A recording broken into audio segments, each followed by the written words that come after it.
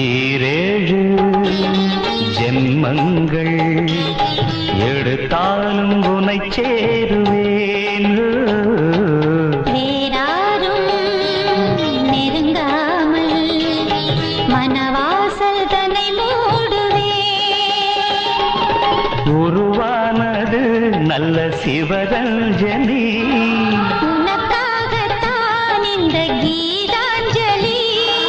ராகங்களின் ஆராதனை, மோகங்களின் ஆராதனை.